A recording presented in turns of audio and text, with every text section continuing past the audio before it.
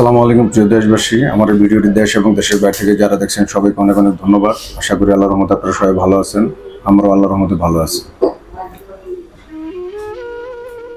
British বাহিনী যখন নবাব সিরাজউদ্দৌলাকে টেনে হেঁচড়ে নিয়ে যাচ্ছিল, তখন হাজার হাজার লক্ষ লক্ষ মানুষ ফেল করে তাকিয়েছিল।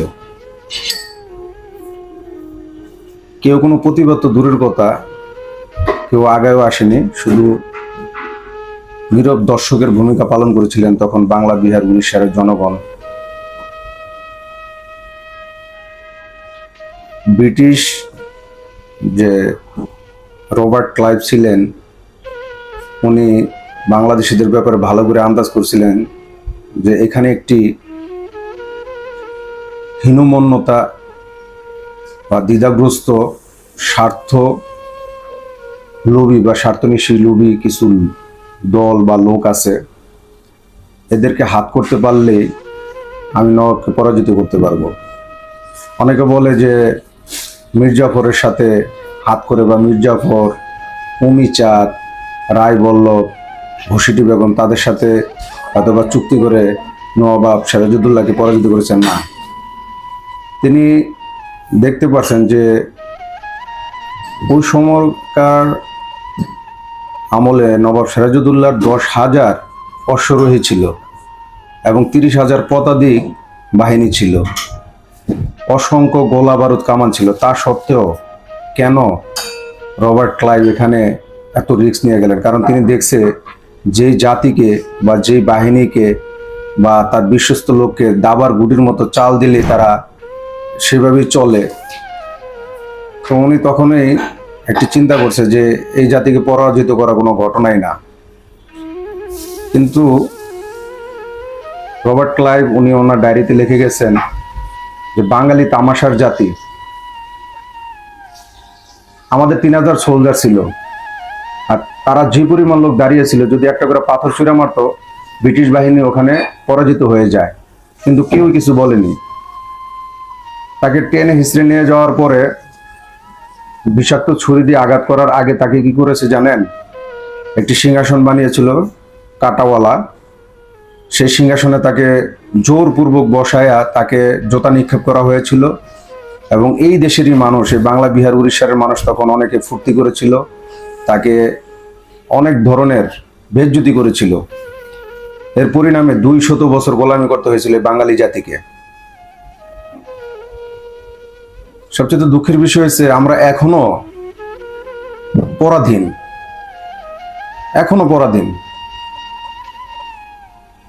আমাদের অনেক সুযোগ আসে, আমরা সুযোগ কাজে লাগাই না। আমরা অনেক কিছু ভালো পাইলে তার মূল্যায়ন করতে জানি না। সব সময় কিছু সংখ্যক লোক আছে, যেমন আমি মনে করি যদি এই দলটা আসে আমার বেনিফিট, আরো কিছু সংখ্যক লোক আছে যদি উনি আসে ওনার বেনিফিট, এরকম অনেক ধরনের দল আছে। কিন্তু সাধারণ পাবলিক যারা সংখ্যায় মেজরিটি, তাদের কথা কেউ শুনে না। তাদের একমাত্র প্রয়োজন হয় ভোটের সময়।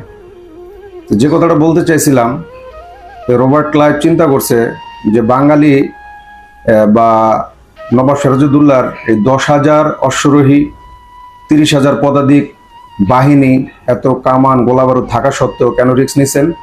কারণ তার 3,000 সোলজার ছিল। 3,000 সোলজারের ভিতরে প্রায় 900 জনই ছিল যারা জোর করে আনা হয়েছিল। তাদের তরবারি চালানোর কোনো প্রশিক্ষণ ছিল না, তারপরও তারা জিতে গেছে। কেন? এই বাংলা, বিহার, উড়িষ্যার কিছু মানুষ ছিল বিশ্বাসঘাতক। এই বিশ্বাসঘাতকতার কারণেই আপনি যে কটা ইতিহাস পড়েন, সাদ্দাম হোসেন বলেন, আরো বিভিন্ন দেশের যে কটা পরাজিত হয়েছে বড় বড় রাজা বাদশারা বা প্রেসিডেন্টরা, সব নিজেদের লোকই গাদ্দারি করেছে পাশে থেকে। ইতিহাস পড়লে দেখবেন সব নিজেদের লোক গাদ্দারি করেছে। ঠিক নবাবের বেলা সেম ঘটনাই ঘটেছিল। আজকেও আমাদের দেশে এরকম অনেক ঘটনা ঘটে। তো আমরা যেহেতু পরিবর্তন আসছে, আমরা সবাই সেভাবে চলাফেরা করি, সবাই সচেতন হই। আর আরেকটা কথা বলতে চাচ্ছিলাম যে যারা বেমানি করে তাদের মৃত্যু কিন্তু বেশি ভালো হয় নাই। রবার্ট ক্লাইভ এদেরকে মৃত্যুদণ্ড দিয়েছে, অনেকের মৃত্যু হয়েছে, যেমন মির্জাফর বলেন, উমিচাঁদ বলেন, রায়বল্লভ বলেন, ঘুষিটি বেগম, তাদের মৃত্যু ভালো হয়নি। এবং রবার্ট ক্লাইভ নিজেও কিন্তু আত্মহত্যা করেছিল। তো যারা বেমানি করে, বিশ্বাসঘাতকতা করে, তাদের মৃত্যু কিন্তু বেশি ভালো হয় না। এবং তারা কিছু সময়ের জন্য হয়তো বা লোভের কারণে নিজের দেশ জাতিকে ধ্বংস করে, কিন্তু একসময় তারাও ধ্বংস হয়ে যায়। এইভাবে পাপিষ্ট লোভীরা ধ্বংস হয়ে যায়। এত কিছু দেখার পর আমাদের ভিতরের লোভটা কমে না। আমরা অবৈধ লোভ বর্জন করি, হালাল পন্থা টাকা পয়সা উপার্জন করার চিন্তা ভাবনা করি, ছেলে সন্তানকে হালাল খাওয়াই। কোনোদিনই কোনো অবৈধ জোর, অবৈধ লোভ কোনো কিছু শান্তি আনতে পারে না, এতে উশৃঙ্খলতা বাড়ে।